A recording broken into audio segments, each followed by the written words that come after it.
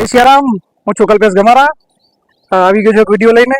ખાસ તો જે ગુજરાતમાં અતિ ભારે વરસાદ થયો, તો આશા રાખું છું કે આપ સૌ, આપનો પરિવાર, આપનું ઘર બધું જ સલામત હશે.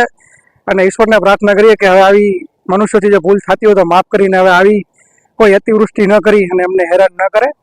મિત્રો, વિડીયો જે છે એ છે સ્વર્ગ મળશે કે નર્ક.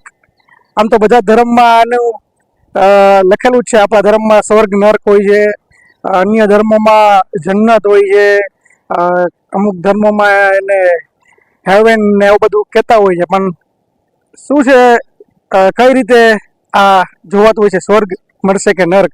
તો આ વિડીયો એક કહાનીના માધ્યમથી હું આપને સમજાવવા માંગુ છું. કદાચ આપ જો આપણે બધા આ વાતને સમજી શકીએ તો ચાલો જોઈએ આ વિડીયોમાં.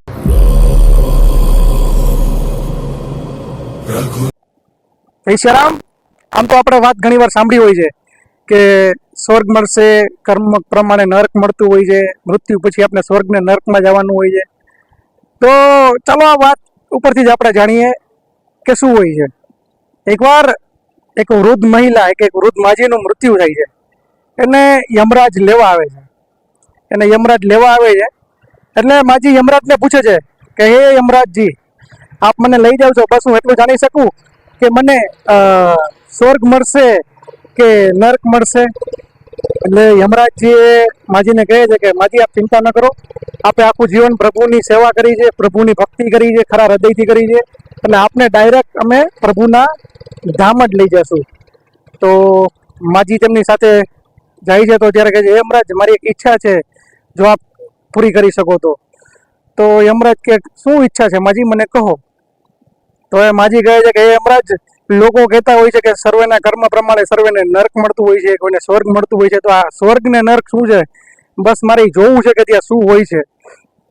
યમરાજજી કહે છે કે કાંઈ વાંધો નહીં માજી, ચાલો, સર્વપ્રથમ હું તમને નર્કમાં લઈ જઈશ, ત્યારબાદ સ્વર્ગમાં લઈ જઈશ, અને પછી તમને પ્રભુના ધામ લઈ જઈશ. એટલે માજી કે કાંઈ વાંધો નહીં. માજીને લઈને યમરાજજી સર્વપ્રથમ નર્કમાં જાય છે. ત્યાં જઈને જોવે છે તો લોકો ચીસતા હોય છે, રાડું પાડતા હોય છે, ખૂબ જ દુઃખી હોય છે, રોગતા હોય છે, ખૂબ જ દુઃખી હેરાન થતા હોય છે. બધી બાજુ લોકોનો ચીસો, રડવાનો અવાજ, દુઃખી દેખાડો સંભળાતો હોય છે. એટલે માજી આ દ્રશ્ય જોવે છે કે આવો નજારો. એટલે માજી અહીંયાથી એક વ્યક્તિને પૂછે છે કે ભાઈ, કેમ તમે બધા રોડો છો, દુઃખી છો? એટલે કે ભાઈ માજી, અમે બહુ ભૂખ્યા છીએ, અમને ખાવાનું મળતું નથી.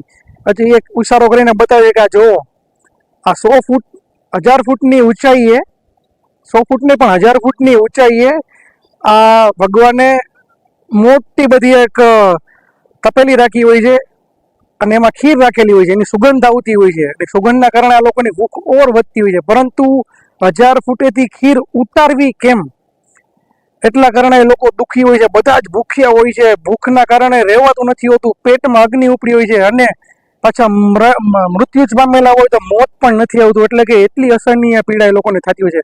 માજી ત્યાંથી આગળ જઈને અન્ય લોકોને પણ પૂછે છે. બધાનો એ જ દુઃખ હોય છે કે આ ખાવાનું જે છે આટલું ઊંચે છે, કેમ લેવું, અને અમારે કેમ ખાવું, અને ભૂખ લાગી છે તો અમારે કેમ કરવું? માજી જોવે છે કે ઓહો, ગજબ છે, ગજબ છે. ત્યાંથી આગળ જાય છે કે ભાઈ, યમરાજ કહે છે ચાલો માજી, હવે આપણે સ્વર્ગમાં જઈએ. તો માજીને યમરાજ જેવા સ્વર્ગમાં જાય છે તે જોવે છે તો ત્યાં બધા ખુશખુશાલ, બધા મોજ મસ્તીમાં લીન હોય, બધા એકબીજા હસતા હોય, હસાવતા હોય. એટલે માજી જોવે છે તો ત્યાં પણ 1000 ફૂટની ઊંચાઈએ એવી જ એક તપેલી મૂકેલી હોય છે, તેમાં પણ એવી જ સુગંધ આવતી હોય છે. એટલે ત્યાં જાય છે, અને માજી ત્યાં જાય છે અને પૂછે છે કે ભાઈ, તમે અહીંયા લોકો જો છો આટલા બધા ખુશખુશાલ કેમ છો? ત્યારે એ કહે છે કે ભાઈ, તમે કામ કરો, અહીંથી જે અમારા જે વડીલ છે, અમારા જે મુખ્ય છે તેમને મળો, તે તમને બધું જણાવશે. એ માજી જાય છે, તેમના જે મુખ્ય ત્યાંના હોય છે તેમની પાસે જાય છે. તેમને પૂછે છે કે તમે અહીં સ્વર્ગ જે છે, તો તમે અહીં રહો છો તો આટલા ખુશખુશાલ કેમ છો? તમારે પણ જે તપેલું છે એ 1000 ફૂટ ઉપર છે, તો તમે લોકો આટલા ખુશખુશાલ કેમ છો? ત્યારે જે સ્વર્ગમાં રહેતા જે તેના મુખિયા જે છે વાત કરે છે કે માજી, અમારે 1000 ફૂટે તપેલું છે, પણ અહીં અમારા યુવાનો અને બધા અમે સાથે જઈએ. અને તમે મટકી ફોડનું નામ સાંભળ્યું જ હશે. મટકી ફોડમાં અમારા જે કોઈ યુવાનો છે એકાબીજાના ખભે ચડી અને એ પ્રસાદી જે ભગવાન આપે છે અમને એ ઉતારી લે છે અને બધાને ભરપેટ અમને પ્રસાદ મળી જાય છે અને અમે ખુશખુશાલ રહી છીએ. અને કેમ કે અહીંયા અમે બધા સાથે રહી છીએ, હળી મળીને કામ કરીએ છીએ, એકાબીજાનું મદદ કરી છીએ, અમે બધા મહેનત કરી છીએ, જેથી કરી અને અમે બધા હળી મળીને આવા વિચાર આવ્યો અમને કે આ આટલે ઊંચેથી પ્રસાદ કેમ ઉતારવો, અને જેથી કરીને વિચાર અમને આવ્યો કે આ મટકી ફોડમાં જેમ એકાબીજા ઉપર ચડી અને જેમ મટકી ફોડવામાં અને માખણ ઉતારવામાં આવતું હોય છે તે જ રીતે અમે લોકો આ પ્રસાદી ઉતારી લઈએ છીએ અને અમે ખાઈએ છીએ, હરીએ મળીએ છીએ અને ખુશ રહીએ છીએ મિત્રો. અને ત્યારબાદ યમરાજજી માજીને પ્રભુના ધામ લઈ જાય છે. મિત્રો આ એક વાર્તા છે, પણ આ વાર્તા ઉપરથી એક એ વસ્તુ શીખવા મળે છે કે પ્રભુ એટલે કે ભગવાન આપને બધાને સરખું જ આપે છે. ભગવાન માટે આપણે એના બાળકો બધાય સરખા જ છીએ. આપણે એના માટે કોઈમાં ફરક ભગવાને રાખ્યો નથી.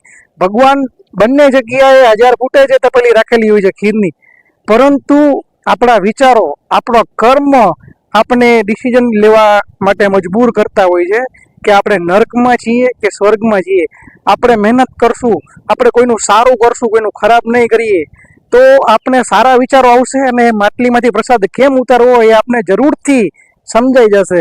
અને આપણે અમુક આપણે કર્મ એ રીતના કરીશું તો આપણે ગમે એટલા હશું, ગમે એટલા પ્રબળ હશું તો પણ એ પ્રસાદ ઉતારી નહીં શકીએ અને સ્વર્ગ અને નર્કની અનુભૂતિ કરીશું.